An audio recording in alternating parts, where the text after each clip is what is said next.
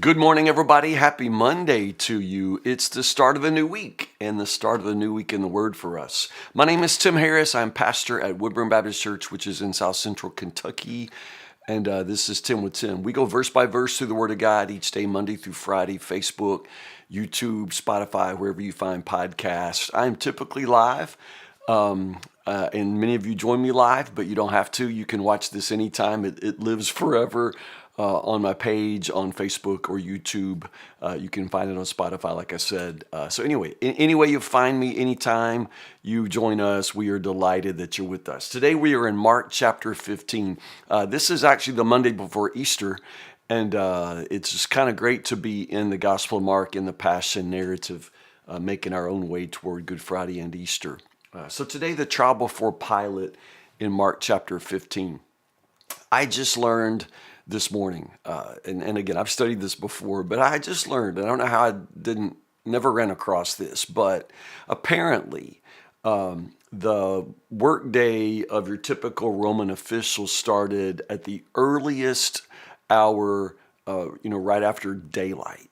So they started at the crack of dawn. They did. And so this is why the Jews, like the Sanhedrin, this is why they had Jesus, tied up in court all night long.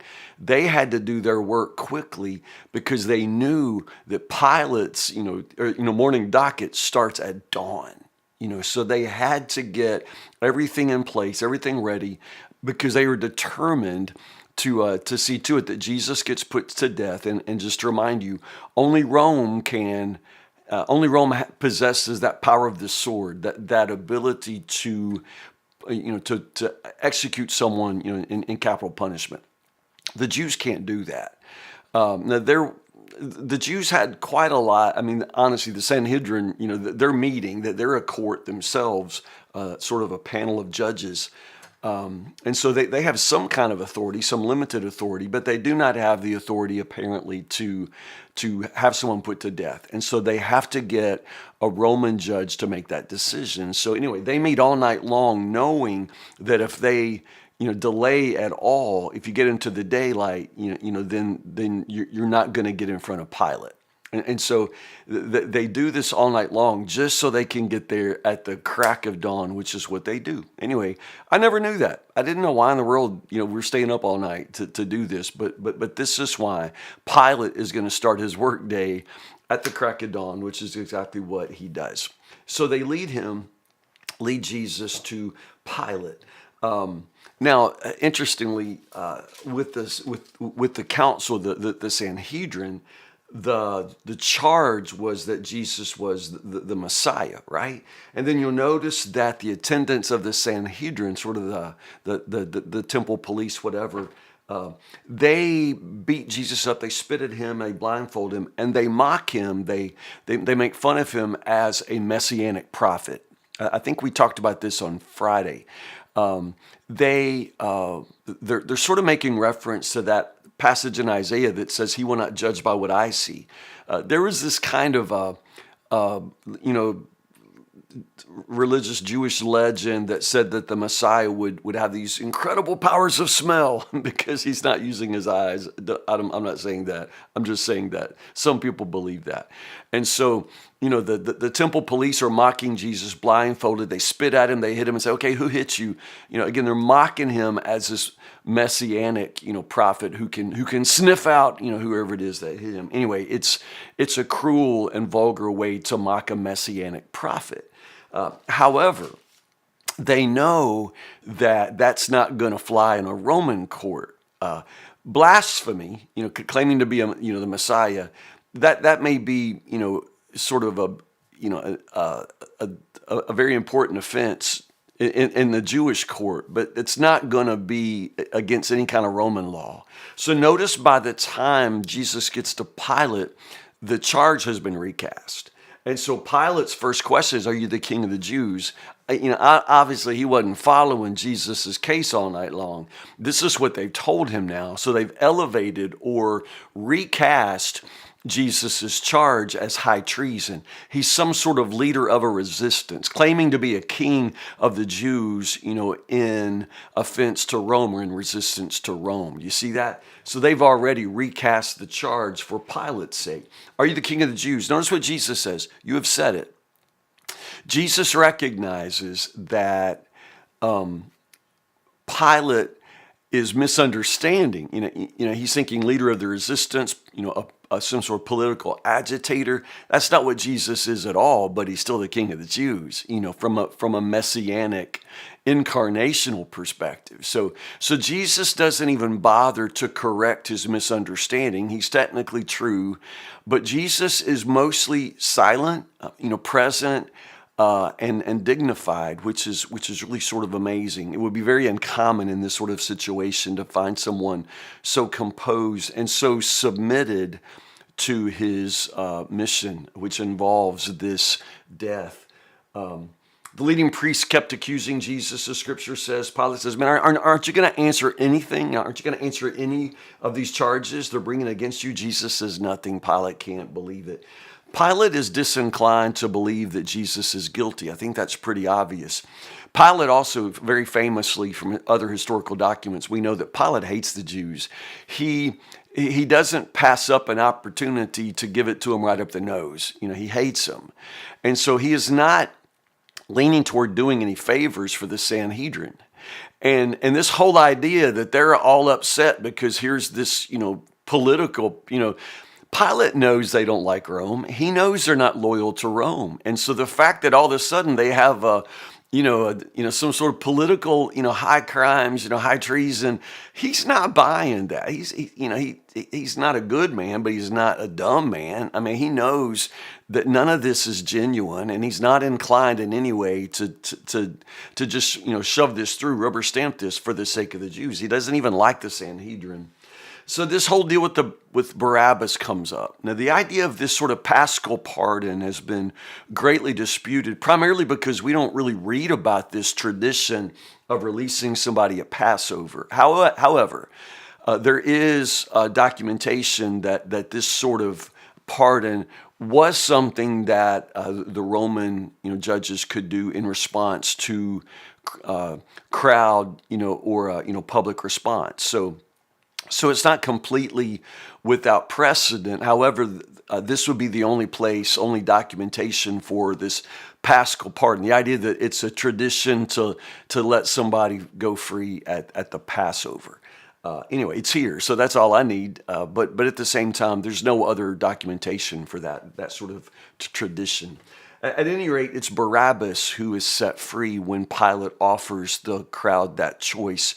Barabbas is obviously some sort of popular hero, a folk hero.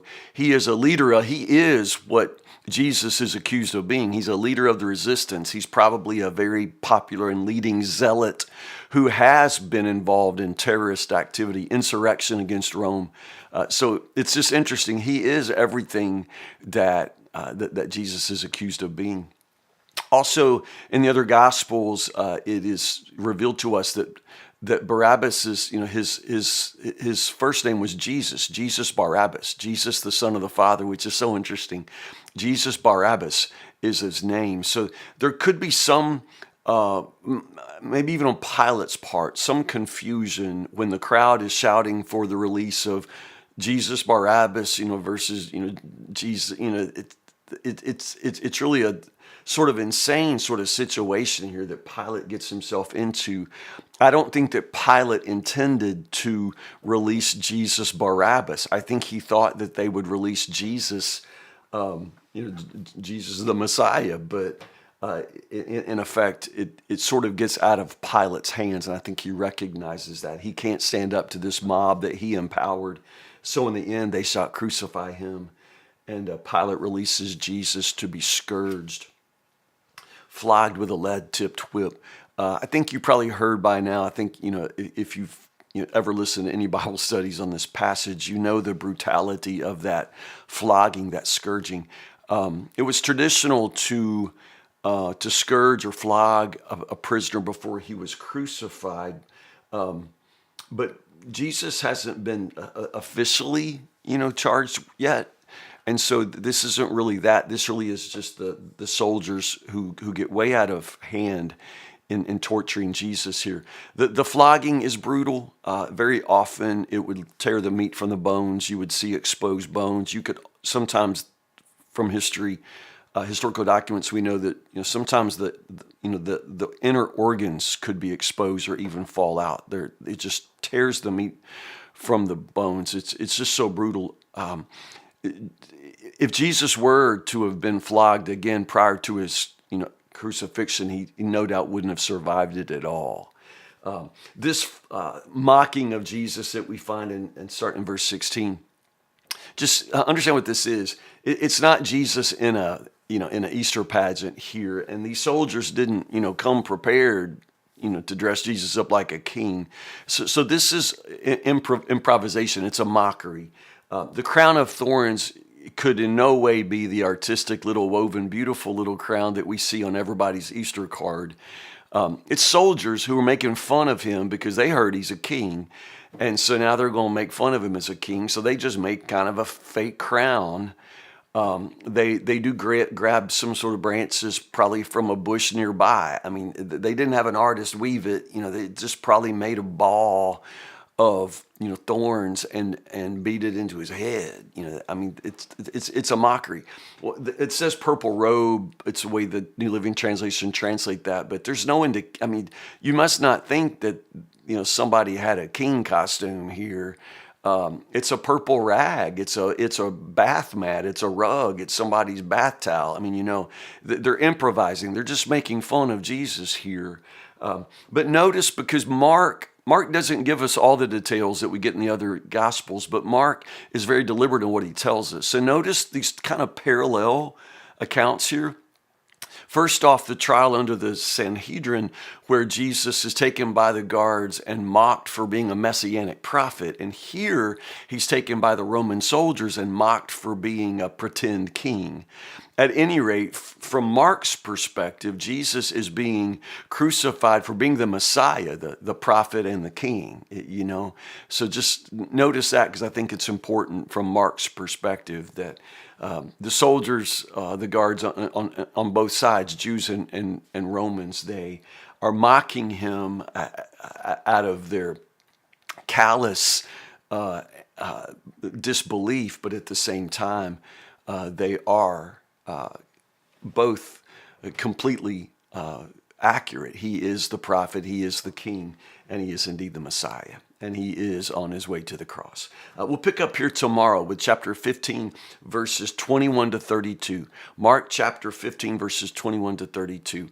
It's Monday. Y'all know me. It's my day off. So I'm looking forward to grocery shopping and probably some yard work. If it doesn't rain, I got a new string trimmer, so I got to get that bad boy fired up. But anyway, I love you guys so much. Thank you for staying faithful to the word and faithful to 10 with Tim. I love you guys so much. Listen, have a great day. I'll see you.